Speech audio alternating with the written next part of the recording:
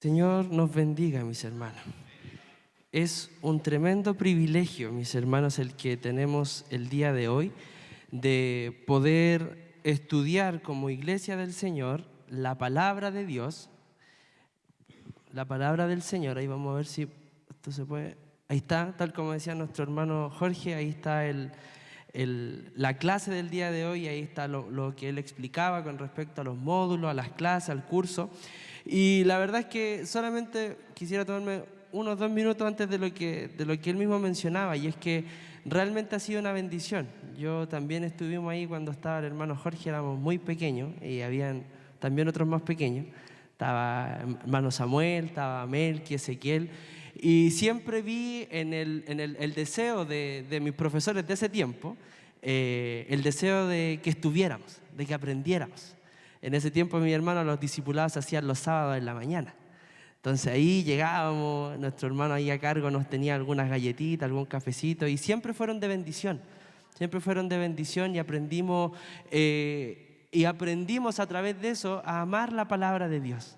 Y la verdad es que eso hasta el día de hoy se mantiene, lo digo en mí, que ha dado frutos en mí, y esperamos, mis hermanos, por eso hacemos esto, para que también pueda dar frutos. Los mismos frutos que dio en muchos adolescentes de ese tiempo, pueda dar fruto a la iglesia del Señor para su gloria. Así que el Señor nos bendiga, que el Señor nos dé de su santa gracia. Y tal como decía nuestro hermano Jorge, el día de hoy vamos a responder la tercera pregunta. ¿Quién es Jesús? Y vamos a hablar respecto al buen pastor. Y vamos a hablar, mis hermanos, primero sobre la labor que tenía el pastor en la antigüedad y que hoy día también la sigue teniendo, ¿cierto? Nosotros vamos al sur y encontramos inmediatamente las ovejitas y empezamos a relacionar lo que vemos, lo empezamos a relacionar con la Biblia, ¿cierto? Entonces, cuando vemos a un hombre, muchas veces vamos ahí en los caminos y vemos en montaña o vemos en grandes prados en el sur, vemos ovejas, harta cantidad de ovejas. Lo primero que empezamos a buscar, ¿dónde está el pastor?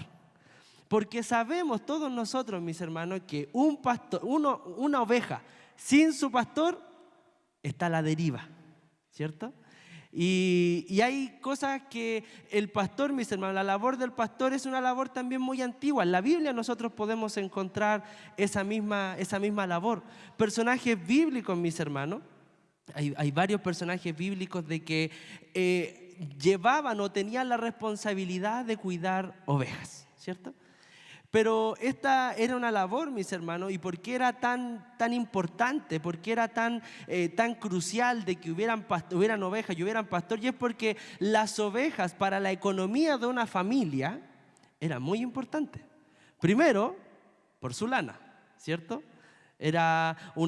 Sabiendo que tenían cordero, tenían ovejas, mis hermanos, esa lana iba a servir para comercializarla, ¿cierto? Podía servir también para el uso personal, pero también tenían una forma de comercializar y también poder tener algún dinero. Otra de las cosas que uno podía obtener de una oveja era el alimento, ¿cierto?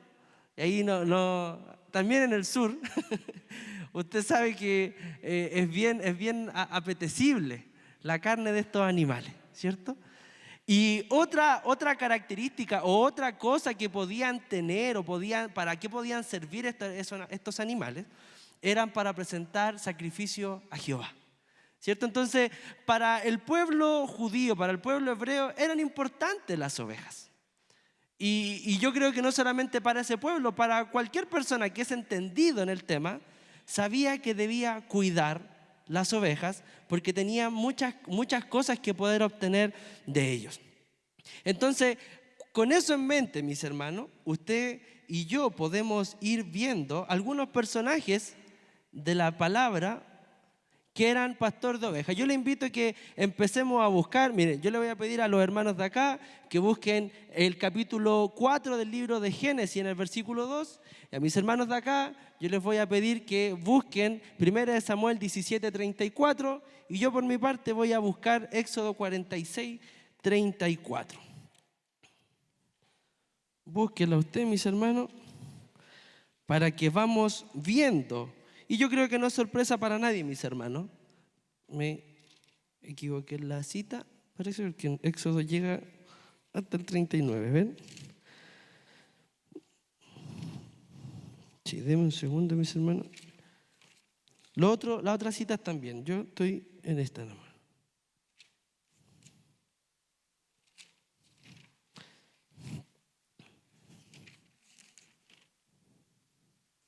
Era Génesis capítulo 46, versículo 34. ¿La encontraron mis hermanos de acá? La primera cita, Génesis 4:2. ¿Sí? Mi hermana Jimena. En representación de toda la nave, ¿ya?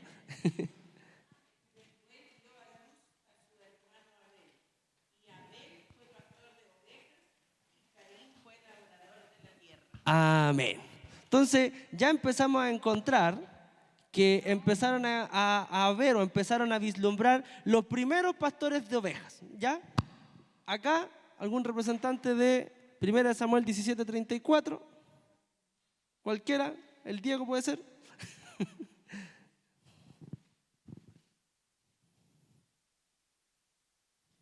David respondió a Saúl: tu siervo era pastor de ovejas de su padre, y cuando venía un león o un oso y tomaba algún cordero de la manada, salía yo tras él y lo hería, y lo libraba de su boca y se levantaba contra mí. Yo le echaba mano de la quijada y lo hería y lo mataba. Amén. Ese David, nosotros sabemos que es como el ejemplo o es la primera persona que nosotros pensamos cuando hablamos de los pastores de ovejas, ¿cierto? Y ahí nosotros empezamos a analizar y a poder ir más allá en el relato bíblico y podemos encontrarnos, mis hermanos, que el Señor de ahí toma a David, ¿cierto? No era el más famoso de sus hermanos, pero era el que el Señor tenía para rey. Y específicamente era un pastor de ovejas. Era un pastor de ovejas. Mire, y yo le voy a leer la otra cita, que es Génesis capítulo 46, versículo 34. Dice: entonces diréis, hombres de ganadería han sido tus siervos desde nuestra juventud hasta ahora, nosotros y nuestros padres, a fin de que moréis en la tierra de Gosén, porque para los egipcios es abominación todo pastor de ovejas. Ahí hay otra familia, la familia de Jacob. Este versículo está ya en el término de cuando la familia de Jacob está llegando a la tierra de Egipto. Y él le dice a José que es necesario que le diga al faraón de que ellos son familia que pastorean ovejas. Que pastorean ovejas. Mire, entonces es importante que, y hay muchos ejemplos más, mis hermanos, donde usted puede ir viendo que esta gente, estos familias dentro de la palabra del Señor ya eran cuidadores o pastores de ovejas. Y el pastor de ovejas, mis hermanos, también tenía elementos que lo caracterizaban, ¿cierto? Vamos a ir a avanzar a la siguiente. Y dos elementos principales, hay más, mis hermanos. Hay algunos otros, como yo le pongo ahí la vara y el cayado, pero hay otros como la importancia del abrigo o la vestimenta de un pastor de ovejas. El bolsito del pastor de ovejas. Ya, pero yo le agrego aquí, mis hermanos, estos dos, porque son los principales o son los más característicos que nosotros encontramos en un pastor de ovejas. Y uno es la vara, mis hermanos, que era parecido a una luma de gendarme. ¿Ha visto las lumas de gendarme? Son de acero, me imagino que tienen una medida de este porte, no más allá de eso. Y la función de esa vara es poder ser un arma de defensa frente a cualquier depredador o a cualquier ladrón que quisiera venir a dañar a esta manada, a este rebaño de ovejas. Y como ya hemos mencionado, obviamente el pastor tenía que estar armado porque las ovejas, su característica principal, como ya hemos conversado de eso, mis hermanos, es que eran muy dependientes de alguien. No se podían defender solas. En la clase donde conversábamos sobre que Jesús es el Cordero de Dios, también hablábamos de que las ovejas tendían mucho a vivir estrés o a sentir, no, como que no estaban con sus sentidos de alerta. No, son muy pasivas, son muy tranquilas, y aunque esté ahí el mal ahí mismo, aunque lo estén viendo, no se percatan de que la situación es tan compleja. Y el otro instrumento, el otro elemento que lo caracterizaba, mis hermanos, era el cayado. Y el cayado, este bastón grande, de aproximadamente 2 metros de largo. Hay algunos que dicen que algunos tenían un gancho en la punta, no todos lo tenían. Y este gancho, primero, esta vara servía para direccionar a las ovejas, direccionarlas, y también con el gancho poder rescatar a la que se quería empezar a ir para otro lado, ¿cierto? Entonces servía para guiar y también servía para rescatar a su rebaño, este pastor de ovejas. Pero hay algo muy importante, mis hermanos, de que existen diferencias en los pastores. Existen diferencias en los pastores porque hay pastores que usted puede ver incluso en la Biblia, ejemplos de pastores que cumplían su labor solamente porque la tenían que hacer. Me pagan, por ende yo hago esto porque me pagan, ¿cierto? Pero no había una real preocupación, no había un real amor por las ovejas que él tenía que cuidar. Mire, yo le invito a que busque ese parece que, espéreme, que también puse Génesis y es Éxodo. Éxodo 37, versículo 31. Voy a pedir las disculpas, vamos a corregirla para la gente que después sube el video. Vamos a corregir la cita. Éxodo capítulo 37, verso 31. Y ya lo leyó también nuestro hermano Diego. En el primer libro de Samuel, capítulo 17, verso 34 y 36. Mire, sígame solamente en la lectura.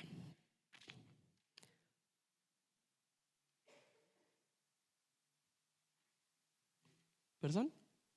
Sí, Génesis, capítulo 37, verso 31. Mire, sígame solamente en la lectura. Dice, entonces tomaron ellos la túnica de José y degollaron un cabrito de las cabras y tiñeron la túnica con sangre. Mire, la Biblia nos da más detalles de esto, pero esto nosotros lo vemos cuando José está a punto de ser vendido por sus hermanos. Estaba ya ya lo habían sacado del pozo, lo habían entregado para venderlo a donde tenía que llegar José, que era la tierra de Egipto. Pero dése cuenta que no les pesó matar un animal, porque no eran de ellos, po. Porque el rebaño, a pesar de que ellos eran los hijos de Jacob y que era todo eso de Jacob, no les pesa. Mátalo nomás, sí. Uno más, uno menos.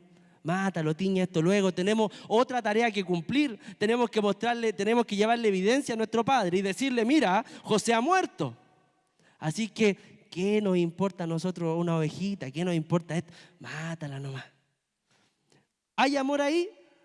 Cero preocupación. Y eso muchas veces pasa, mis hermanos, cuando las cosas no son nuestras. Cuando las cosas no nos cuestan, entonces da lo mismo.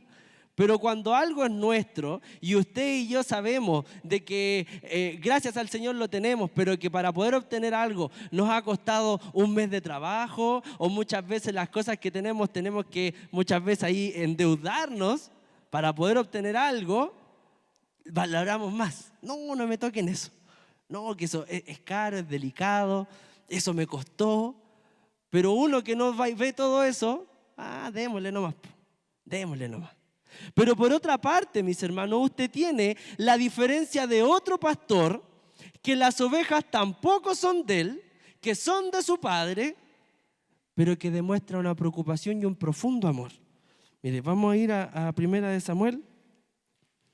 Ya lo leyó ahí nuestro hermano Diego, pero quiero que podamos leer todos esos versículos que están puestos ahí, capítulo 17. 1 Samuel 17, versos 34 al 36. Dice, David respondió a Saúl, tu siervo era pastor de las ovejas de su padre. O sea, ella está dejando claro que las ovejas que él cuidaba no eran de él.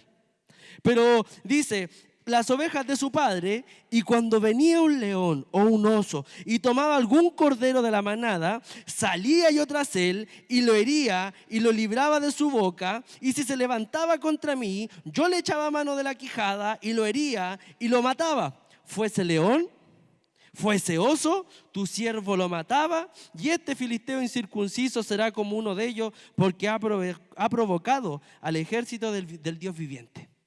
O sea, David cuando veía un animal, él podría fácilmente decir, ya, una más, una menos, que se la lleve, ¿no? O David podría haber temido por su vida. Decir, pero es un león. Usted un león, todavía no domesticamos nosotros para tener en la casa un león, un oso, ¿cierto? Sino que son animales que o se mantienen lejos o cuando usted los va a ver a algún zoológico, están bajo una protección muy grande, porque son animales que al atacar pueden matar.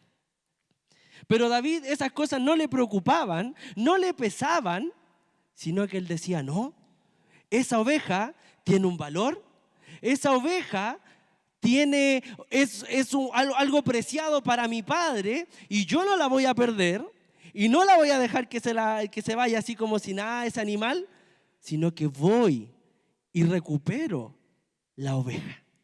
Bendito sea el Señor. Entonces, usted ya puede ver ahí la preocupación y el amor de un verdadero pastor.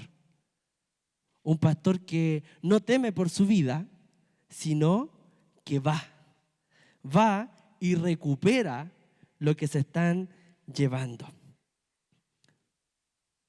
Mire, pero ahora nosotros entendemos y sabemos y lo vemos en la Biblia, estas ovejas y decimos, mira qué bonita la labor del pastor de ovejas. Pero mire, yo le invito a que usted busque el Salmo capítulo 100, versículo 3, mis hermanos.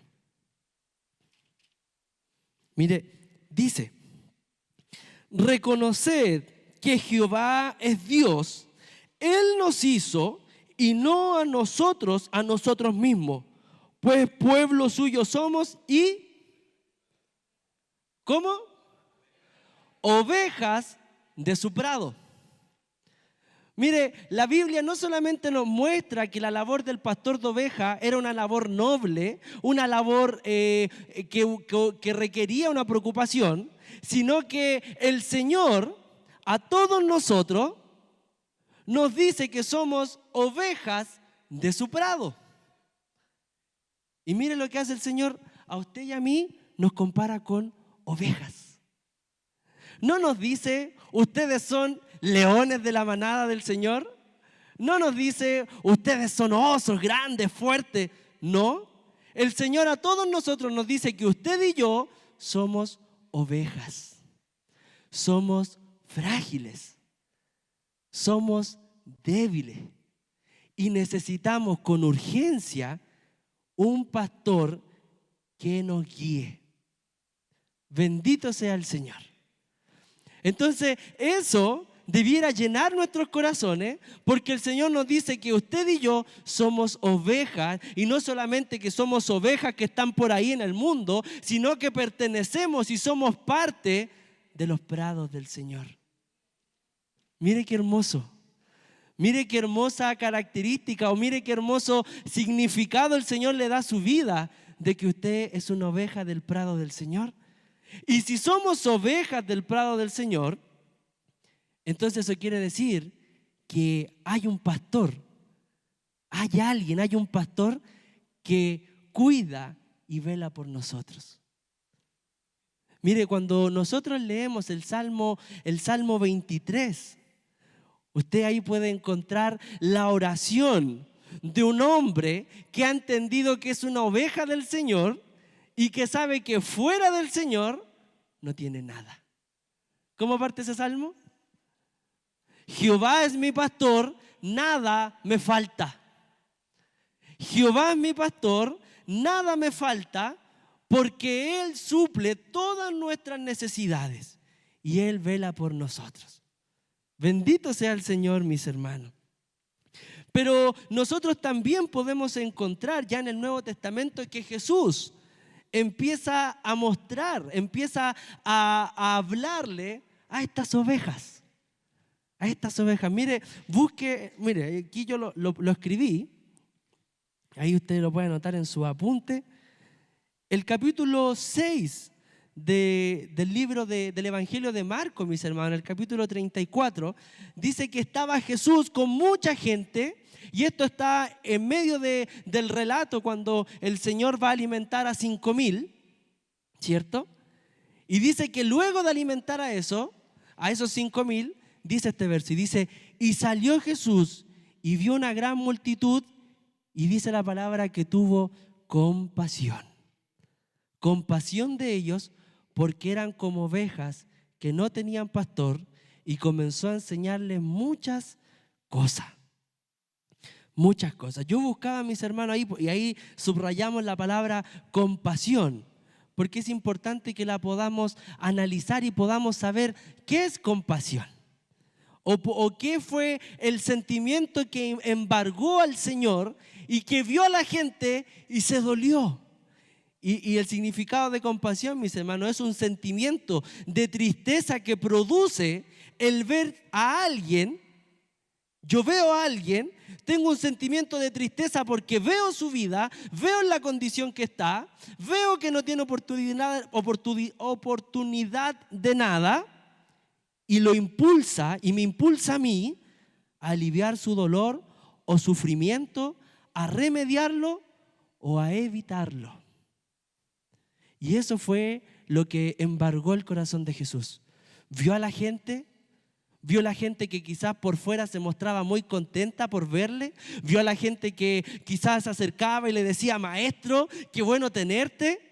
Vio a la gente que estaba ahí, que se acercaba y que comía de los alimentos, de los panes y los peces, pero Jesús, que conoce el corazón, los vio y entendió que estaban perdidos y que ni ellos mismos se estaban dando cuenta que estaban tan perdidos.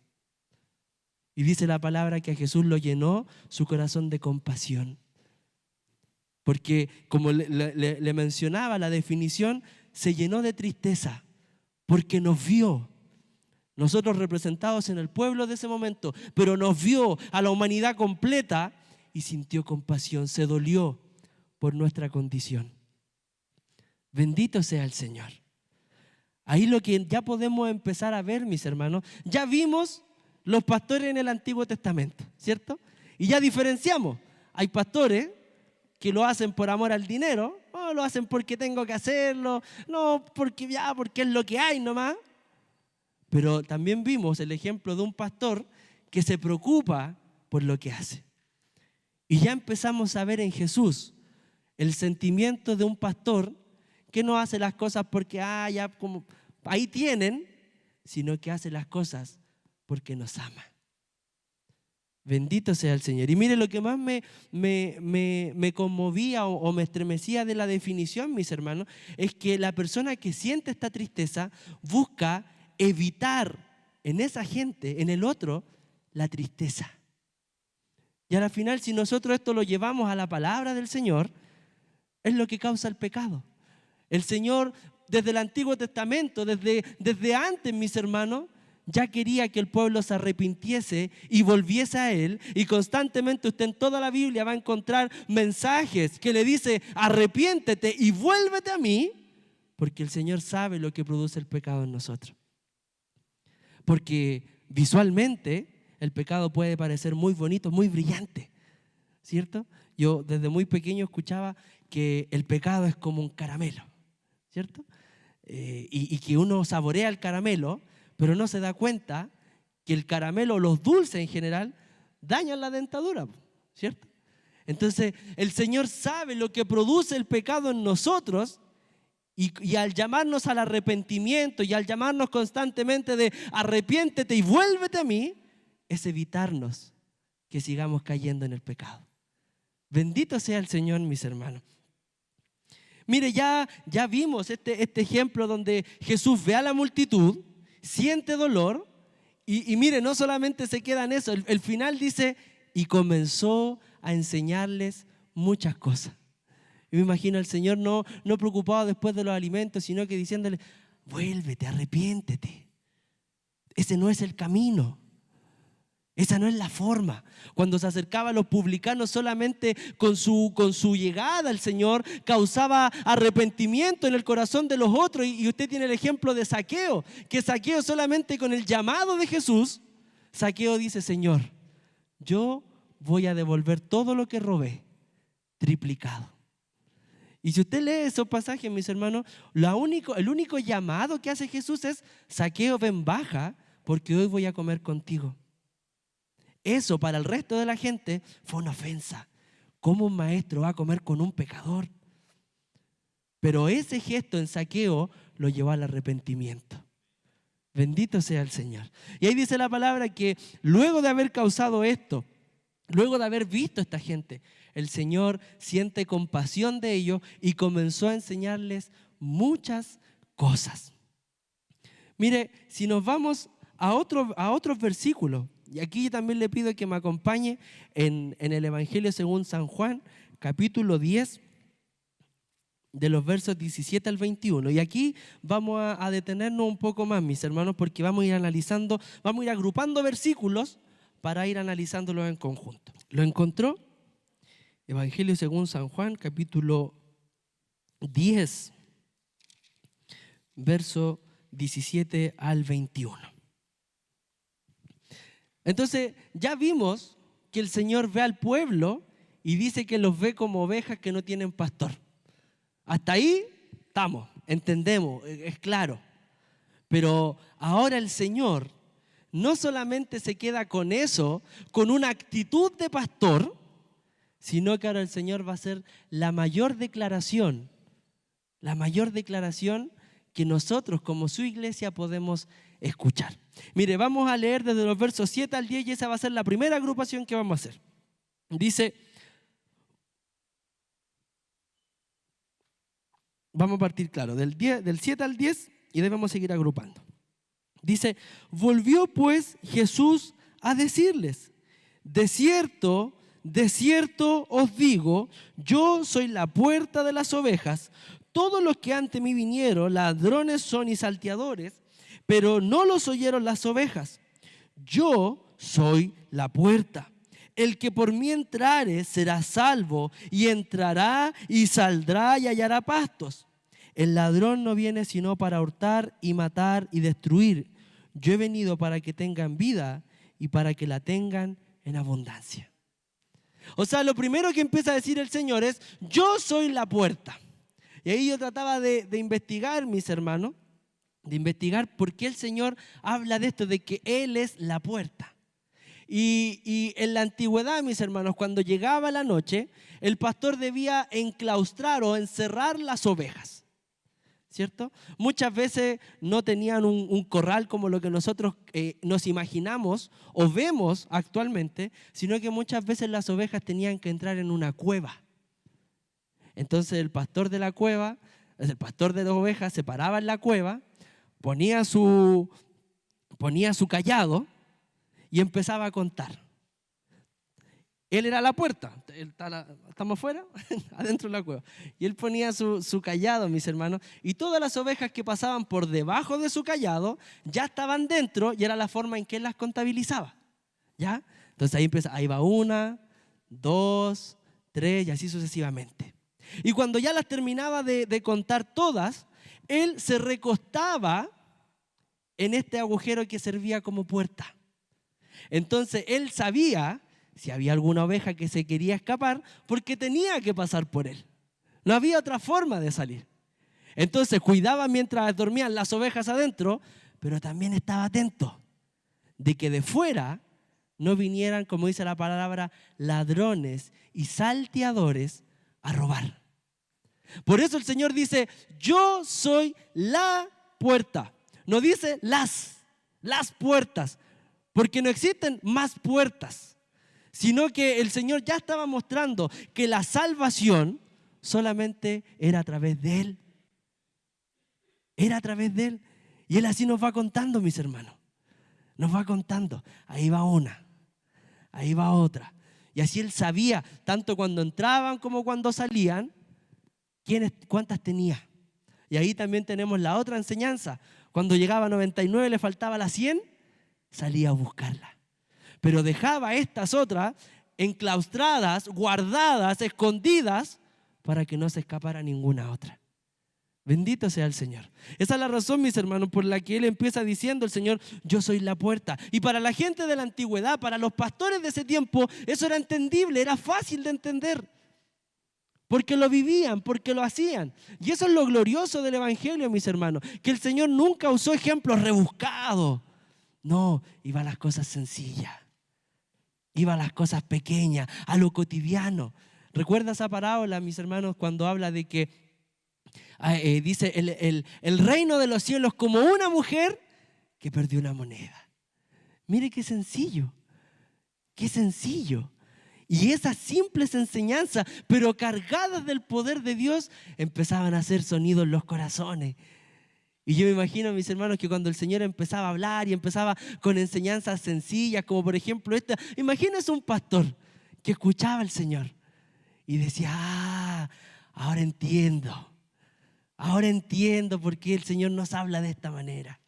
Bendito sea el Señor. Sigamos leyendo. Dice el verso del 11 al 15, dice, eso, lo acaba de decir mi hermana Jimena, yo soy el buen pastor. Yo soy el buen pastor su vida da por las ovejas, mas el asalariado, y que no es el pastor, de quien no son propias las ovejas, ve venir al lobo y deja las ovejas y huye. Y el lobo arrebata las ovejas y las dispersa. Así que el asalariado huye porque es asalariado y no le importan las ovejas. Yo soy el buen pastor y conozco mis ovejas y las mías me conocen.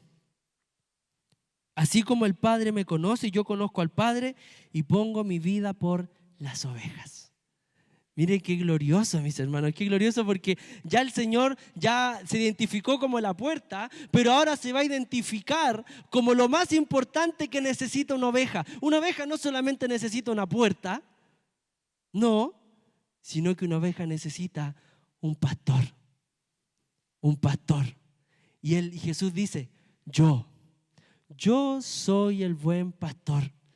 Y empieza a dar características de este buen pastor, tal como yo le mencionaba.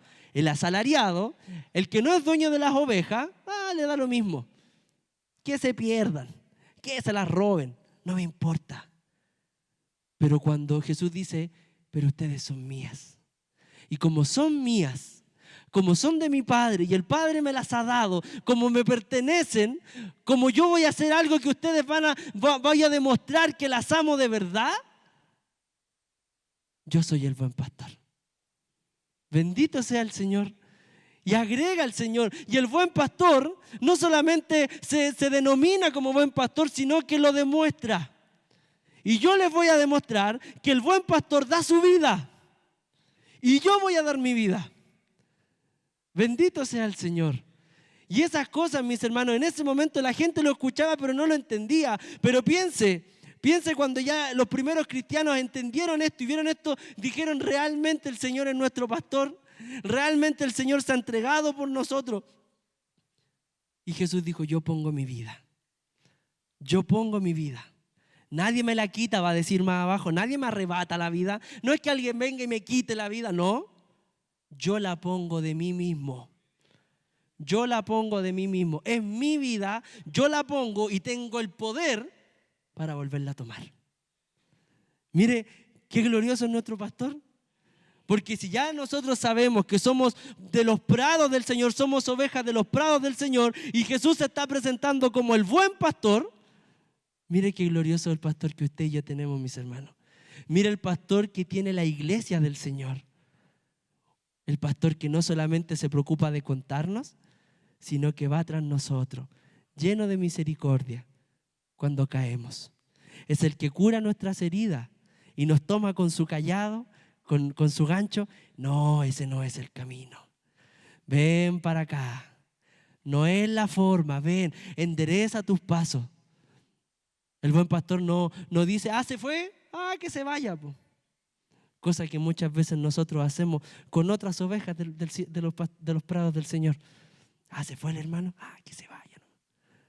Que nos libre el Señor. Porque si este pastor dice, yo voy, la actitud de usted y mía, mis hermanos, es decir, yo voy por mi hermano también. Eso es un entre paréntesis, ¿ya? Un entre paréntesis, mis hermanos, en la enseñanza del día de hoy. Mire, dice más abajo, por eso me ama el Padre, dice el versículo, vamos más arriba, el 16. También tengo otras ovejas que no son de este redil. Aquellas también debo traer y oirán mi voz y habrá un rebaño y un pastor. El Señor le estaba hablando al pueblo hebreo, a los judíos de ese momento, Pero el Señor ya le estaba dando luces de que su muerte, su sacrificio, iba a tener tal alcance, mis hermanos, que iba a traer ovejas que no eran de su prado, que estaban lejos de él, pero dijo, yo las voy a traer. Mire, eso es lo que dice. También tengo otras ovejas que no son de este redil. Ahí entienda, le estaba hablando a un pueblo, a un público de judíos. De judíos. Y el Señor le dice, ustedes tienen este redil, pero hay otras ovejas que no son de acá, pero yo las voy a traer. Mire el alcance del Señor. ¿Y sabe quién está ahí? Usted y yo, pues mi hermano.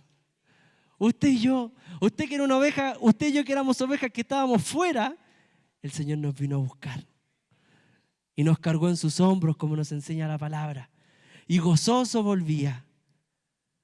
Y gozoso volvía con nosotros en sus hombros para tenernos en un redil que no era de nosotros, que no nos pertenecía, que usted y yo no hicimos nada para estar acá. Pero el Señor, por pura gracia, nos fue a buscar, nos trajo y dígame, ¿no es lindo este redil? ¿No es dulce este redil? Hay una alabanza que dice eso.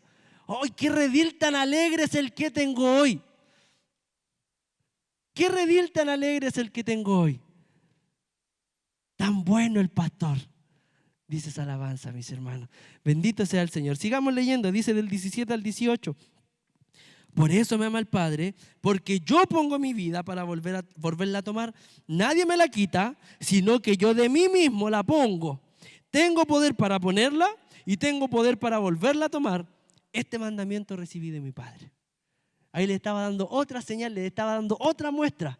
Voy a morir, pero no crean que están matando a Jesús. No. Jesús, están crucificando a Jesús contra su voluntad. No, yo voy y me sacrifico y entrego mi vida en el madero de la cruz. Y cuando ya esto termine, al tercer día yo voy a volver a tomar mi vida. Bendito sea el Señor. Y mire, estas palabras nos van a decir del 19 al 21. Volvió a hacer disensión entre los judíos por estas palabras. Algunos decían, dice el versículo 20, tiene demonio. No, porque esto no nace de manera natural. Pero otros, me imagino ya hasta el extremo conmovidos y entendiendo de qué está hablando Jesús, dijo, ¿acaso puede un demonio abrir los ojos? ¿Puede un demonio tener tal poder para abrir los ojos? Porque eso es lo que estaba pasando. El Señor estaba abriendo los ojos de la gente a través de su enseñanza. Entonces generó disensión, generó discusión, generó un quiebre en ese momento. Porque decían tiene demonio y otros decían no, porque un demonio no abre los ojos. Bendito sea el Señor para siempre, mis hermanos. Mire, ya para ir avanzando, nosotros hoy día que somos parte y estamos en los prados del Señor, como nos enseña el Salmo 100, el Señor a usted y a mí nos ha plantado en este redil. Nos ha dejado en este redil. Usted no hizo nada. Usted no pudo ir allá y decir, Señor, ahora yo voy al redil contento. No, porque ni siquiera entendíamos, ni siquiera sabíamos que estábamos en peligro. Pero el Señor, al dejarnos en este redil, y es importante que también lo sepamos, mis hermanos, al dejarnos en este redil, el Señor no es que dijo, te quedas acá e improvisa. El Señor no nos dijo, te voy a traer para acá y aquí haz lo que tú quieras. No. O sea, si creemos que no, yo estoy en la iglesia y a mí nadie me dice nada. No, mis hermanos, no crea eso, porque eso es una mentira. El Señor nos dejó acá y es importante que entendamos y sepamos que el Señor ha instaurado pastores, pastores. Hay más pastores que el Señor ha instaurado. Y usted puede verlo en eso, los liderazgos de las iglesias, mis hermanos, están guiados por un pastor. Pero mire lo glorioso que nos enseña Jeremías 3:15. Y es que el Señor nos dice, mira, te voy a dejar acá, pero mire lo que dice. Pero te voy a dar un pastor conforme a mi corazón, que te va a apacentar con ciencia y con inteligencia. Entonces, el Señor, ¿por qué es importante? Porque ya lo vimos a nivel grande, que el Señor es nuestro pastor y que podemos confiar en Él como nuestro pastor, pero piense y reflexione, mis hermanos, que usted hoy en día está en una iglesia que hay un pastor. Y gracias al Señor tenemos un pastor que nos apacienta con ciencia y con inteligencia. ¿Y eso vino de Él? No, ahí clarito nos dice, yo les voy a dar, dice el Señor, yo les voy a dar un pastor.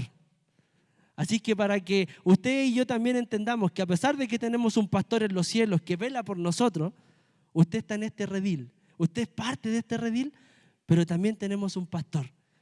Y ese pastor también requiere de que todos nosotros, o somos llamados todos nosotros, a honrarle y respetarle. ¿Por qué? Porque el Señor lo puso. Y el Señor no se equivocó. Y Él nos dijo, yo les voy a dar a ustedes un pastor que los va a apacentar con ciencia y con inteligencia. Mire, con esto, mis hermanos, ya terminando, ya vamos a pasar a la otra slide y de ahí vamos a pasar a la actividad. ¿Qué debe producir esto? ¿Y qué es lo que buscan estas enseñanzas que estamos ya llevamos varias clases, conocer a Jesús en mayor profundidad? Ya lo conocimos en su profecía, lo conocimos, mis hermanos, como el Cordero de Dios. Tuvimos una hermosa enseñanza cuando el Señor nos hablaba sobre qué es el autor de vida, y ahora lo estamos conociendo como el buen pastor. Y esto, mis hermanos, solamente tiene que producir gozo en usted y en mí. Gozo, alegría, contentamiento. No éramos de este redil, mis hermanos, y el Señor nos trajo y no nos pidió nada a cambio. No es que el Señor dijo ya pasando y pasando, no. El Señor lo dejó hasta acá y curó sus heridas, como dice una alabanza, curó sus heridas y usted no sabe cómo llegó acá, pero está acá. Así que gócese y alégrese, mis hermanos, como nos va a enseñar ya, y vamos a hacer la actividad que nos va a enseñar el Salmo 23. El Señor es mi pastor, nada me falta. Nada me falta. Necesita los cuidados de su pastor. Está herido, tiene un pastor que le cura. Necesita verdes pastos, está ese pastor proveyéndole esos buenos pastos.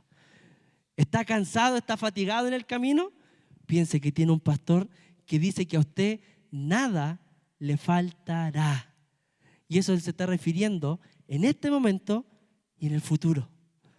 Entonces, si alguno está pensando en el futuro, si alguno está complicado por el futuro, si alguno está pensando cómo lo va a hacer mañana, no se preocupe. Si usted es oveja nomás, mi hermano.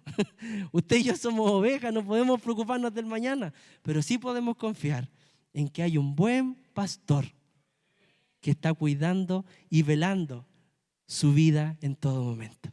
Que el Señor bendiga esta enseñanza en nuestros corazones, la guarde, nos ayude para confiar en este buen y dulce pastor.